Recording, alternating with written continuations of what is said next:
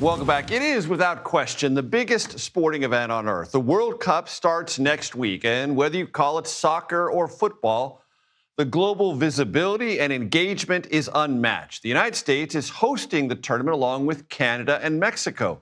Matches will be played in 11 U.S. cities, and millions of people from around the world will travel here to watch them. Earlier today, I spoke with State Department Deputy Spokesperson Mignon Houston about the preparations. 10 to 11 million guests are expected to come to America for the World Cup. Two words come to mind, Mignon: welcoming and vetting. How do we handle both? It's a great question, and thank you so much, Major Garrett, for having us on the show. Look, this is going to be one of the most successful World Cups of all time, but it's also going to be one of the most secure, and that's because this administration has been rolling out a comprehensive plan for this for over a year now, and we've been working here at the State Department with the White House, with FIFA, with the Department of Homeland Security on several fronts. It really is a multi-layered approach to keeping the game secure. As far as the State Department is concerned, we are making sure that every individual who's coming to the United States in need of a visa will go through the highest vetting and screening process. We're going to make sure that everybody has good intentions for the United States. And when they get that visa, this is a national security decision that we're making when you give that visa to someone, and we're making sure we're using all tools at our disposal to do this at the highest level of safety and efficiency.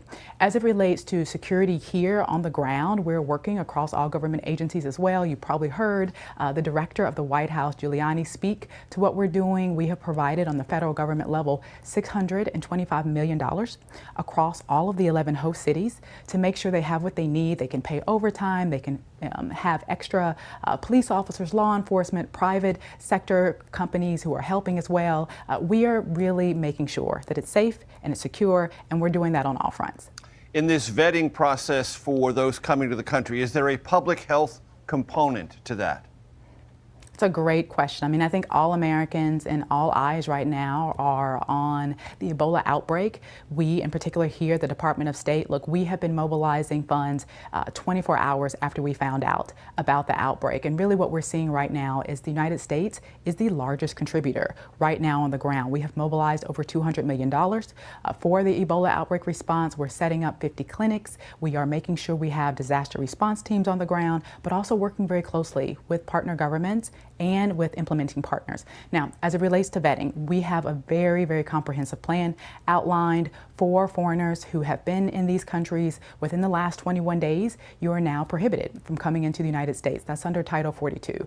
In addition, we have paused temporarily any issuance of visas from those countries. And for American citizens who feel like they may have been exposed or at high risk, we're routing them right now to 4 airports here in the United States. And that's where they are going to be met by CDC officials, where we will have the highest standards of really vetting and monitoring for them to ensure that they are not posing any risk. Look, we have 2 primary goals right now, and that's to make sure Ebola does not reach the homeland, but to also have a mobilized high response for the outbreak.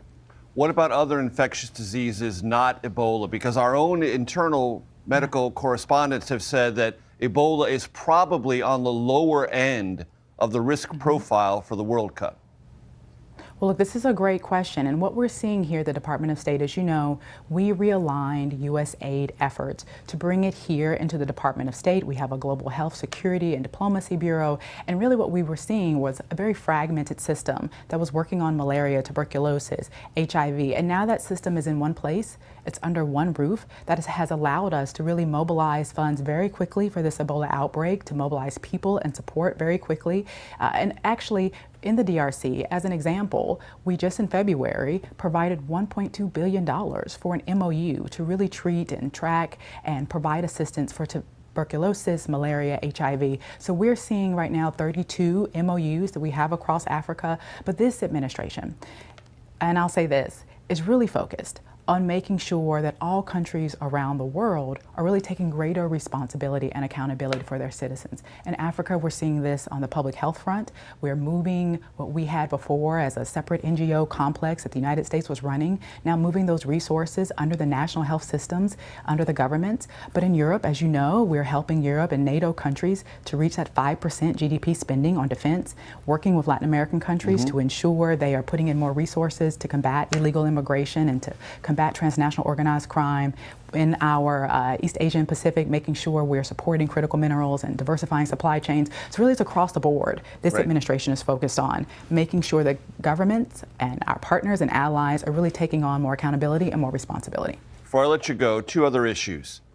This is a connected event, meaning there is a cybersecurity component to it. I've read private sector accounts that there are at least 8 or 9% of the new websites that have been stood up for the FIFA World Cup that are malicious, that could capture people in phishing scams or other things. They're looking for information about tickets or fan festivals and the like.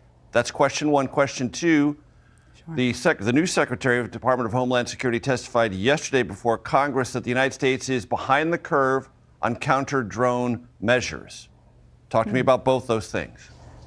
Well, these are excellent questions. And look, I can tell you that we've been in preparations for over a year now, just to make sure we're working across the board, a multi-layered approach to security, and that's with Department of Homeland Security, White House, FIFA, the Department of State, and other agencies. We know that the federal government has provided that $625 million for additional support to the host cities, but we also, for the first time in FIFA's history, have counter-drone surveillance technology for 78 of the matches, all of the matches actually, that will be taking place across the United States. And so we are aware, we are preparing for these sorts of threats. We are aware of the risk. We have been standing up bureaus here at the Department of State to make sure we are in line with the newest technology, the advancements.